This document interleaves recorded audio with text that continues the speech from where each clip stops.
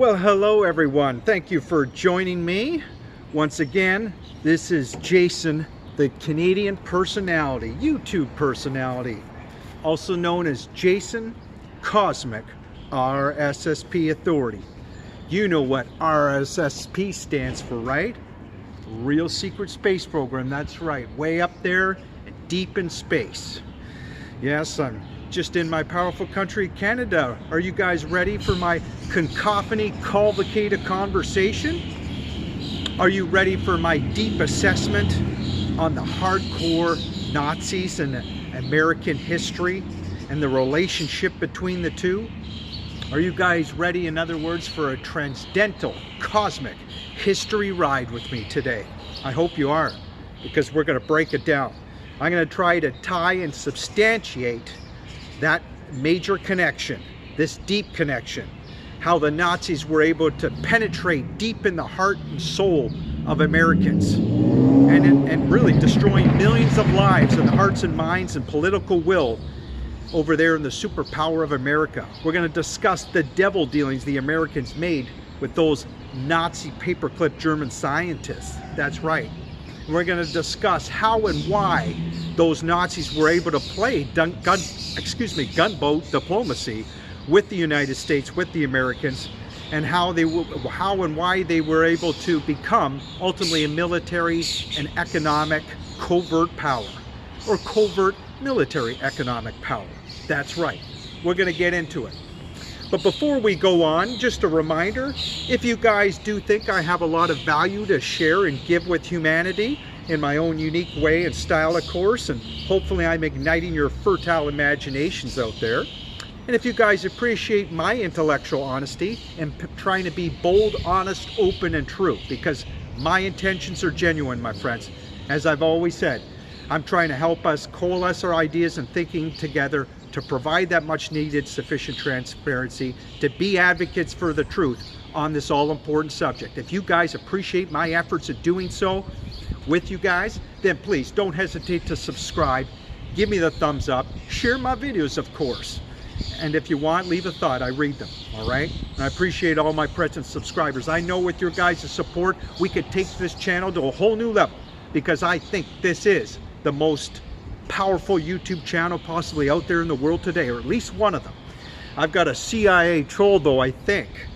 He's got one subscriber. It's a guy, and as I said in my other video, he claims that my other shirt he was referring to, so wrinkled it must come out of a tomato can, and he has nothing positive to say. But sometimes, you know, you might get the occasional CIA troll. And I did get into the CIA in one of my videos, my friends, because they got an intimate and major impact on the UFO file, unfortunately. And we know the CIA is unconstrained, out of control largely. But today, my friends, we're going to focus on the Nazis. And again, on the Americans, before and after World War II, my friends, okay? Now, I want to get into a paper. And I'm going to follow the line of research from Joseph P. Farrell on this. He did a great job on this one. But there was a brilliant electrical Jewish-Hungarian engineer by the name of Gabriel Krohn.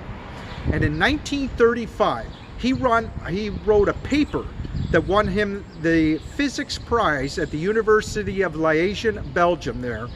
He won the Physics Maori Prize, okay? And what he said in this paper was nothing short of breathtaking, because he said that we can figure out the anomalous phase Cree and so on in large network electrical rotating systems by the use of tensor calculus. Now, of course, tensor calculus is what the brilliant Albert Einstein, the Jewish scientist there and physicist, was using with general theory of relativity, and of course they were working on unified field theory then. So what he's just said, in other words, is that we can take it out of the realm of theory, where it only explains things on a planetary or stellar scale, but bring it right down here on the laboratory bench, using this hyperdimensional mathematical analysis, and we can figure out, we can therefore explain and manipulate some of the anomalies that we electrical engineers are experiencing in our large network electrical rotating systems. Another way of saying that, my friends, is by dent of the case, any electrical circuit is a hyperdimensional machine. And these anomalies interface with our three-dimensional world and what's taking place 4, 5, and 6, dimensions and so forth. In other words, he's saying backhandedly, my friends, really, he's telling you that they can therefore use this hyperdimensional mathematical language and analysis to begin to explain and manipulate electromagnetism, the coupling effects of electromagnetism and gravity right on the laboratory bench using 1935 technology, my friends. You could do it in your garage. Truly amazing, right? And then in 1936, what happened? You had the brilliant Ronald Richter, Nazi scientist. He was doing all his plasma and fusion experiments, these amazing experiments in 1936. And then in 1938, of course, you had a project, and I've spoken about it in other videos a long time ago. I also spoke about this with my YouTube buddy, Joe from the Carolinas. We did a powerful YouTube video, live stream there about over 6 months ago. So quick shout out to my buddy Joe. Hi Joe, Joe from the Carolinas. You're killing it with your videos, Joe. We're loving it, man. Keep it up. And so we talked about the Bell project. It actually was called the Glock in German, which stands for the bell. They also had a nickname called Beehive because it had this electrical humming sound. But here's the significance, my friends. They rated it more top secret than the atom bomb.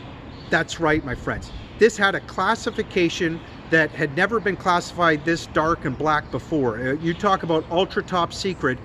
It was called Kriegsentscheiden, which stands for war decisive, okay? That's what they called it. They knew the ramifications and implications of this project, my friends, that it had major ramifications, implications for future technologies, okay? That's why they rated it more top secret than the atom bomb.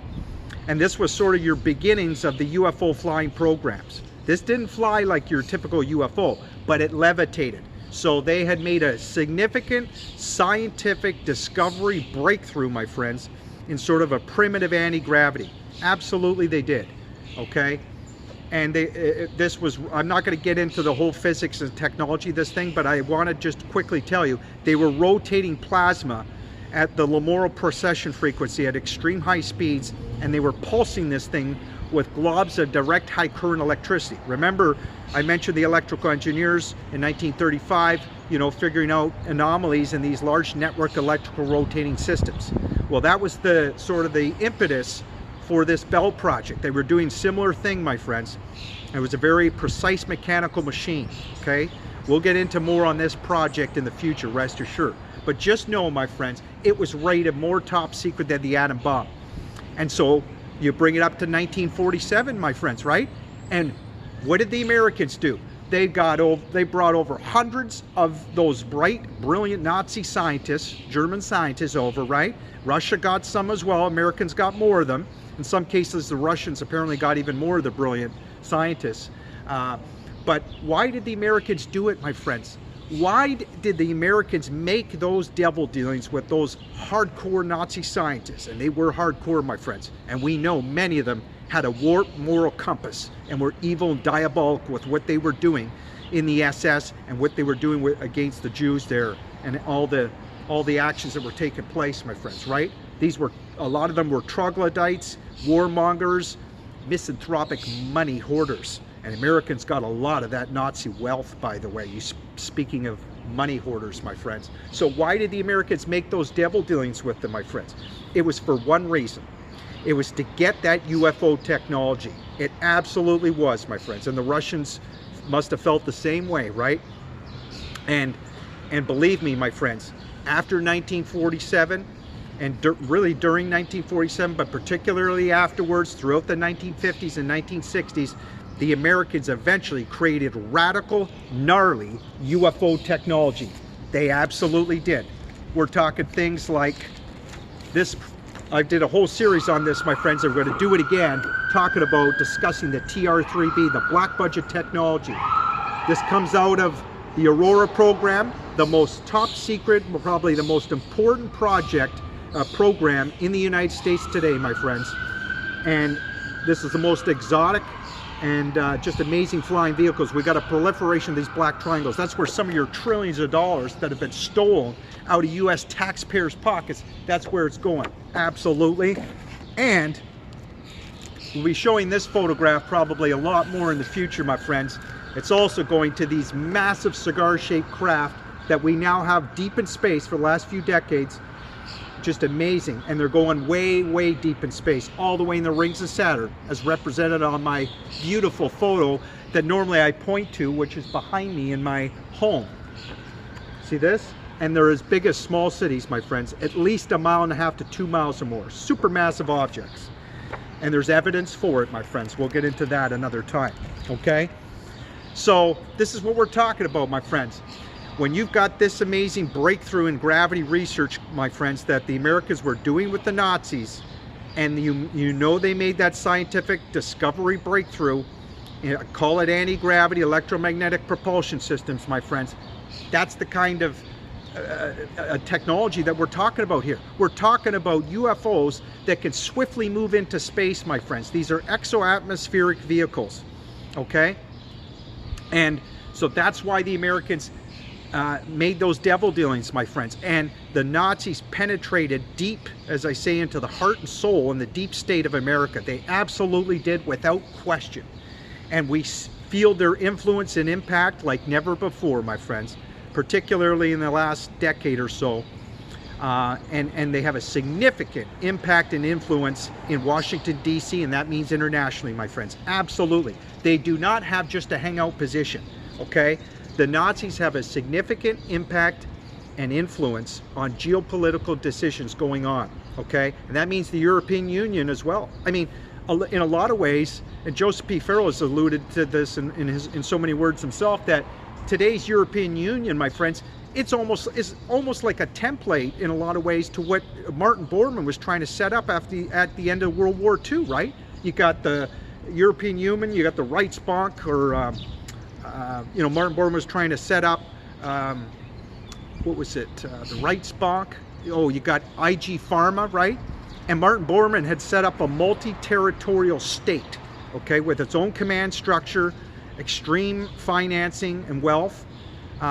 So, you know, and believe me, my friends, I'm sure there's a lot of Nazi German influence in the European Union. We can see that. But I want to get into why were they able to play gunboat diplomacy with the Americans, my friends? Again, it goes back to the technology. And, you know, it always amazes me, my friends, this part of history, right? The Americans, they whitewashed many of those Nazi German scientists' records under Operation Paperclip, right? They expunged their records. That's the dirty little secret that the Americans don't like to talk about, my friends, but it's a fact. And what happened several years later, a decade or so years later, right? Well, the Americans had the Nazis start up the United States space program at NASA, JPL, right? Unbelievable. I always describe NASA, it was like a Nazi superstate. I mean, my friends, it was unbelievable. Here's a guy, a very famous Nazi scientist, but I don't know how many of you know this fact, my friends. Who was in charge of the Apollo moon missions when Apollo was going on? How about a guy named Kurt Davis? Kurt Davis, he was a Nazi hardcore scientist, my friends. I repeat, he was a hardcore bloodliner Nazi scientist. This guy was getting all the UFO reports coming in. And forgive the noise there, my friends. Sorry. And Kurt Davis, my friends, this guy wasn't even a rocket scientist, right? He was a plasma physicist. And why that's so important is the Saturn V rocket that got the astronauts to the moon, remember? That was just a rocket. Well, and that was 1969, right? My friends, Kurt Davis, there's evidence to support that he worked on the De Glock project, the Bell project in Nazi Germany. Remember, that project rated more top secret than the atom bomb, my friends? So it shows you, the point is, this shows you there was a covert space program, a secret space program already in operation, my friends, all during the 1960s, particularly during the Apollo moon missions. Without a doubt, my friends, there's no doubt about it. And there's lots of evidence if you just look at it. You know, to this day, in 2019, this is why I get so much consternation with multimedia, my friends, you know, with lamestream media, because they still try to tell you that Buzz Aldrin, Neil Armstrong, and Edgar Mitchell, who were great American patriots, don't get me wrong, But they keep trying to tell you that they were the first in humanity to go on the moon. Even China said that recently. And my friends, that is a lie. All that was just a cover project. Even when the astronauts went to the moon during Apollo missions, my friends, the covert military civilizations were already up there. There's no doubt about it. And even the astronauts allude to it if you read some of their statements. You know, you could go to NASA.com.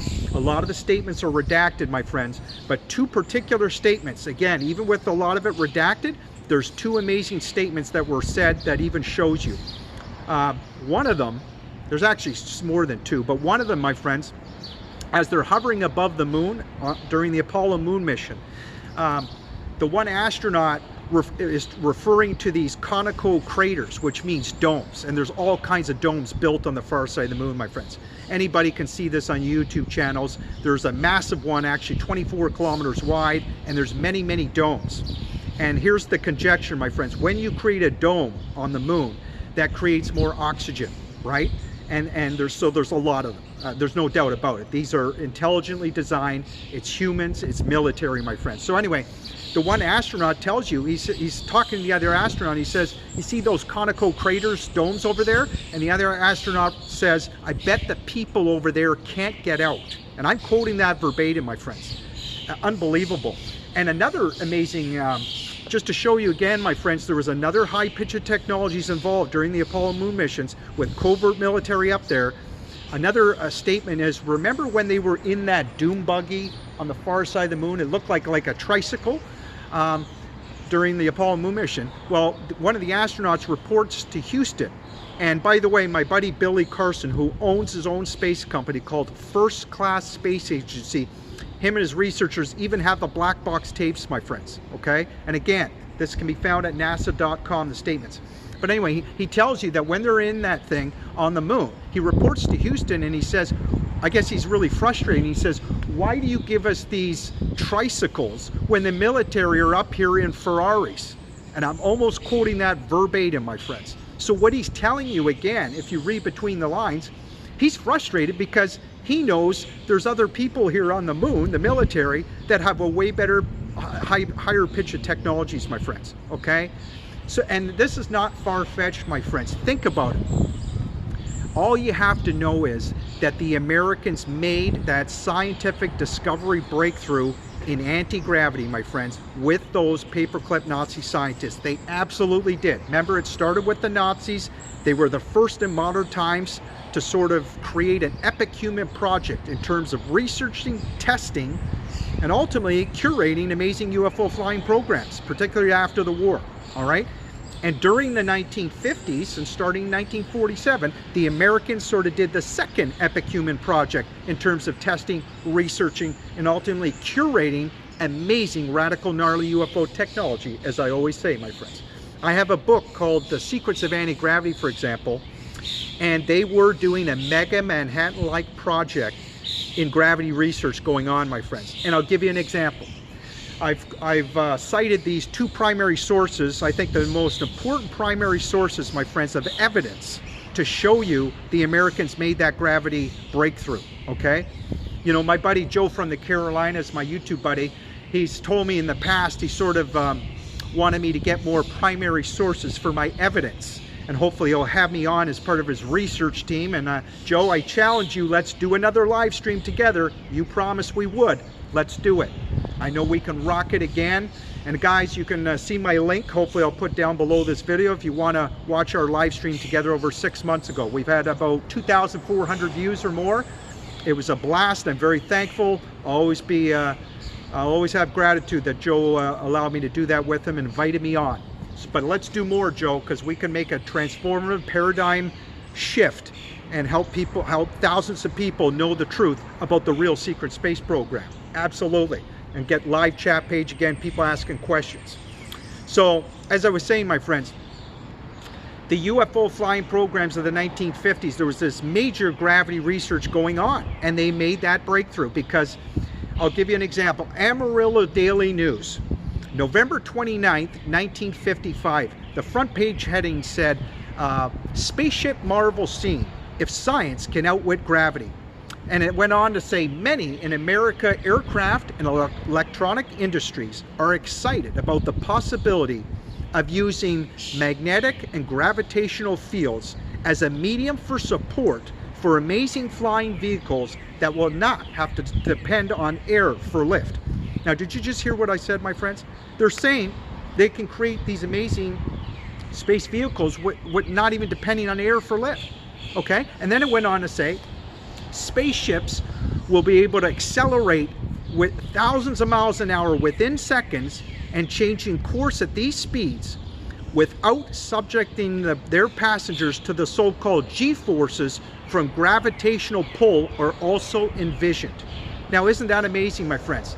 As we all know, you know, as millions of witnesses can attest to when they see UFOs, and you can see it on video evidence, they're able to go thousands of miles an hour within seconds, turn amazing right angles, 120-degree angle turns without decelerating, my friends.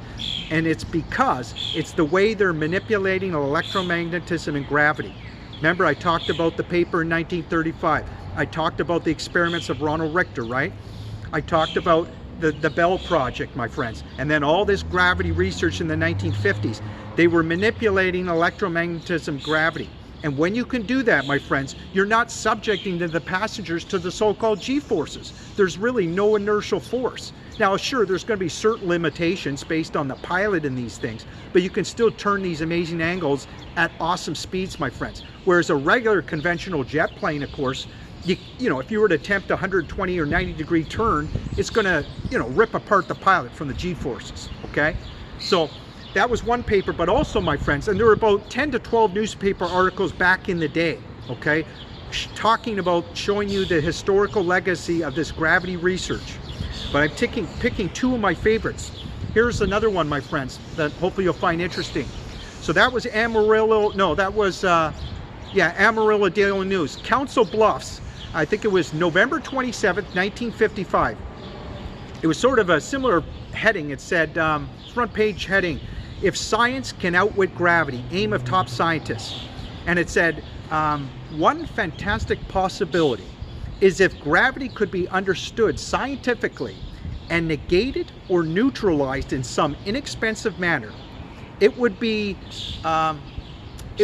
possible to build aircraft, Earth satellites, and even spaceships that will swiftly move into outer space without strain beyond the Earth's orbit of gravity fields. And they will not have to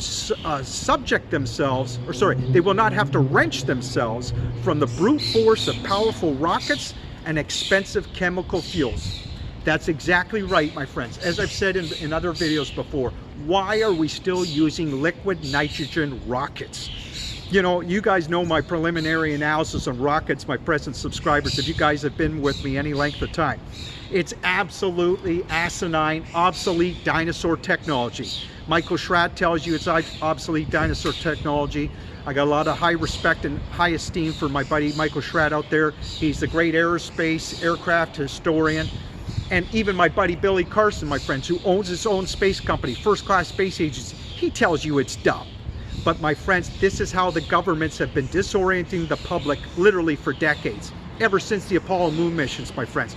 We're way past rockets, but you would never know it based on lamestream media, and you would never know it based even on the private space companies. Sure, they're doing some interesting work, by my friends, but the bottom line, they're still using rockets. Why are they using liquid nitrogen rockets? Why is Elon Musk using his Falcon 5 sophisticated heavy rocket, as I always say? That's a joke, my friends. He knows, he absolutely has to know that these shadow military groups with the UFO file, my friends, they're literally living through an anti-gravity space travel revolution.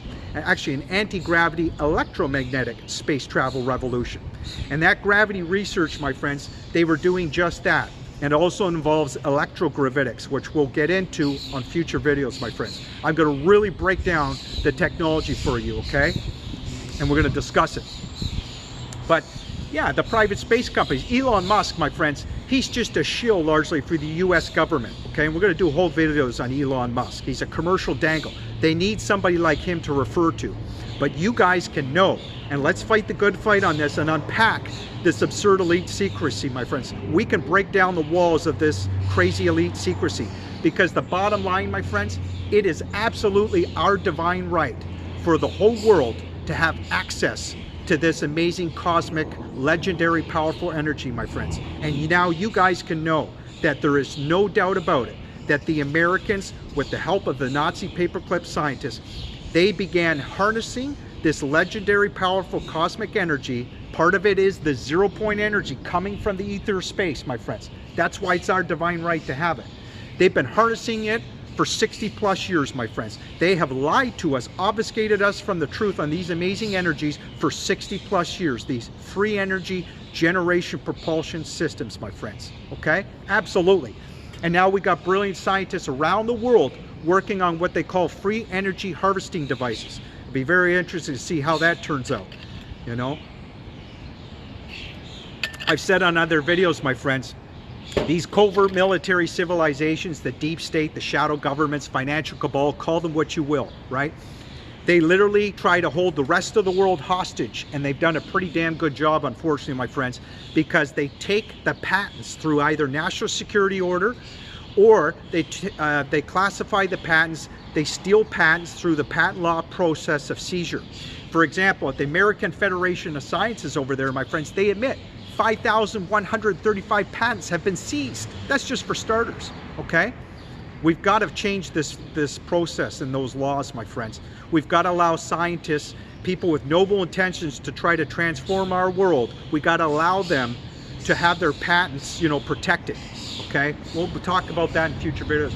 But I also want to touch on Russia for a moment, my friends, just to say, Russia and China, that when we're talking the UFO file, when we're talking anti-gravity electromagnetic propulsions, my friends, within parts of the military-industrial complex, we're talking trans-international. Absolutely, my friends. It's American. It's Americans at the forefront. I think in a lot of ways they're ahead of the game when it comes to the UFO file. But Russia's right there, my friends, as well.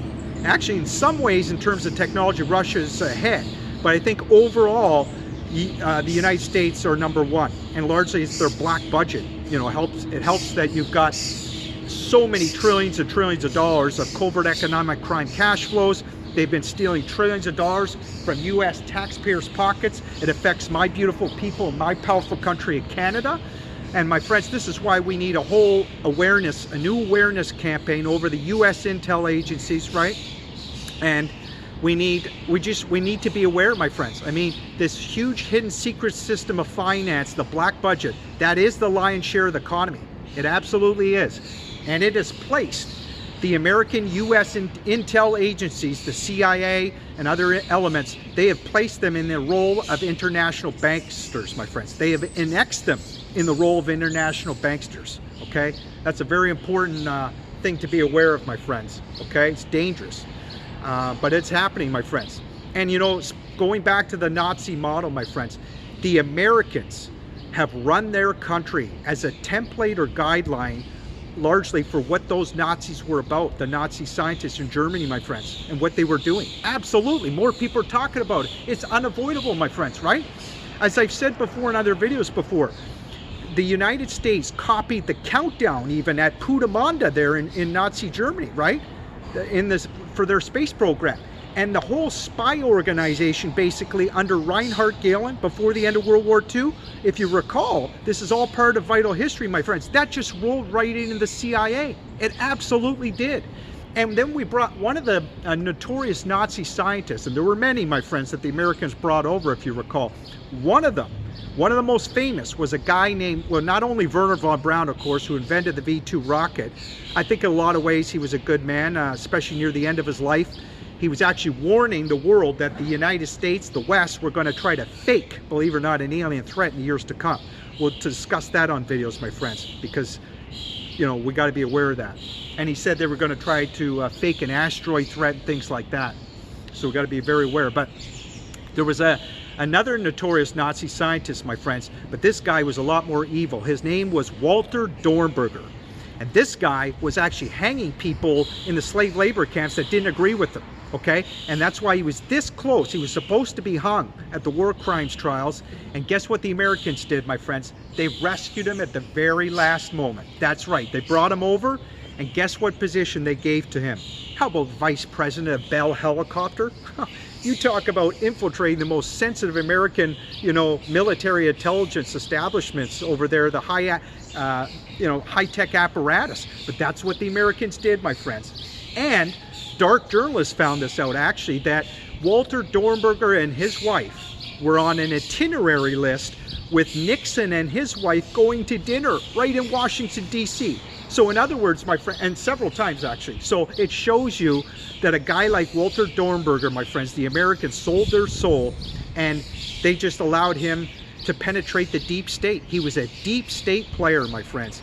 So you better believe there's so much evidence to show the Nazis have a significant role, my friend, right there in the Pentagon in Washington, D.C. And that means significant role in space. Absolutely, my friend. And we'll get into that in future videos. You can know that the real secret space program, my friends, is largely controlled by Nazis and Americans, particularly when we're talking over here in North America, my friends. Okay, absolutely.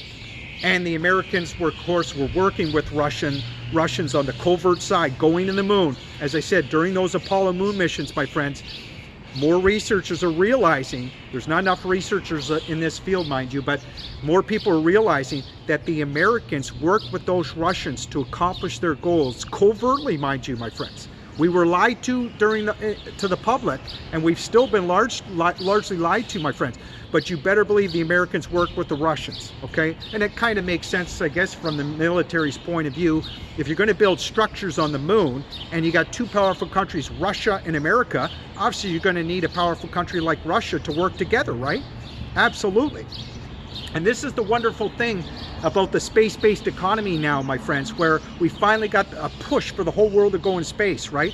Unlike a unipolar model, this is going to take a multi-collaborative, multipolar model, right? We're going to have to join nations together now, join the whole world together if we're going to be productive in space. And we're seeing it start to play out, my friends. It's going to be, we're just living in such a remarkable, exciting, privileged era, right? Absolutely. And we'll do videos on the great John F. Kennedy in the future, my friends, because he wanted sort of the same thing, right? He wanted a collaborative, multipolar model, joining nations together, a joint venture, right? He wanted to join Russia and join with other nations so that we can go into space, right? Remember, we were going to colonize Mars, right? We were going to go to the stars. We were going to fix our problems, create peace. That's why they called it Camelot, for a reason. I didn't live during his term, my friends, but he was a believer in freedom, right? And yet, I don't know how many of you guys know that when JFK was alive, the NASA budget peaked at 4.5%, and right after his death, it dropped to 0.5%. And even Catherine Austin Fitts agrees, it didn't just drop, it went dark. And I describe it went covert, my friends. That's when they were creating a global unipolar model with the United States, you see. And we saw that play out. A unipolar model is when you don't share power. It's all about greed and secrecy, my friends. Absolutely. And JFK was totally not for that. And now, my friends, we're seeing that if we're going to be productive in space, if we're going to build this industrial base, which is greatly going to expand productivity to support us going into space, it's going to take a collaborative, multipolar model. That's the awesome thing, my friends. And I've done videos on the Space Force, Donald Trump's Space Force. That's the opposite, my friends, where he's talking about, oh, America's got to be dominant in space and all this bullshit. That's totally a Lockheed Martin's black budget space enterprise that they want to get Congress to pass. We'll do other videos on the Space Force. You guys can look forward to that. I think you'll find it hopefully very interesting. And if you guys do think if you enjoyed my video, I hope you did. And if you think I've got tantalizing revelations to share, and hopefully I did on this one, then please, again, don't hesitate to subscribe. Give me the thumbs up. Share my videos. Again, leave a comment if you want. And I appreciate it very much. So thank you for being gracious with your time, my friends, today.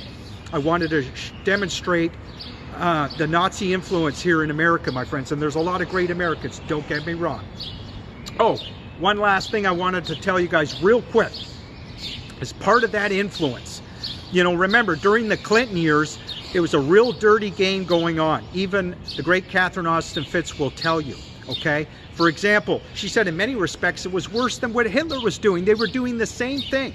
They were rounding up innocent people, throwing them into slave labor camps, working for the military, right? Stealing their resources and property in the process, and using government money to do it. So it was very Nazi-esque, okay? And then what happened, still under the Clintons, you had Eric Holder. This guy was rounding up innocent black teenagers, stuffing them into prison. So it wasn't just bipartisan, it was biracial. And here's the hypocrisy. Then you got Hillary Clinton. She runs for office, right? And what does she try to do? She tries to get the black vote. I mean, just unreal. But this is what happened, my friends. So, you know, it's just unbelievable. And talking about a Nazi-esque model, how about the words Homeland Security, my friends? U.S. State Department, Homeland Security, is that very subtle? I don't think so. I don't think so. So there's a lot of ways we can improve this country, my friends, the United States. And even though it's still a great country largely. And my friends, I'm telling you, what were the Nazis about? One more time. They were about a multinational corporate state, multinational ruling, right? They wanted the private banks in control. And what do we see in our world today, my friends, right? We know the corporate power, this consolidation of power from the private corporations, the private banks, our whole financial industry systems of the world, my friends. Largely this global infrastructure is based on private corporations, private corporate power and greed, and private banks, my friends. And it's out of control. And they've stripped away the middle class largely. They've created a lot of poverty and heartache around the world, over millions of people, my friends. Because again, they've just consolidated way too much power and secrecy. And we can change that, my friends. I believe we really can. Okay? And one more thing, my friends. Remember, when you're talking private corporations, there's been a significant change in the government structure, right?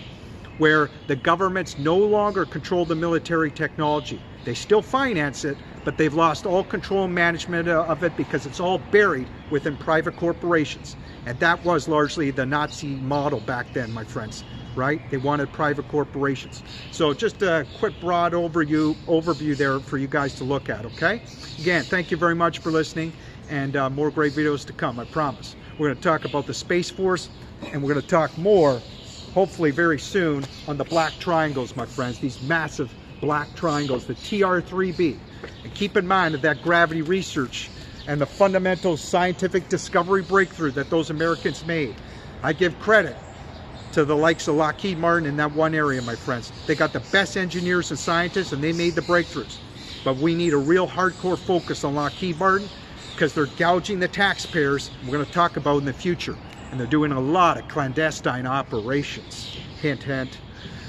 But my friends, we're going to break down the walls of this crazy elite secrecy even more. I know we can do it, my friends. And we can get our power and sovereignty back. We absolutely can. Take care, my friends. Live strong. More videos to come, I promise. Have a great day. Bye-bye.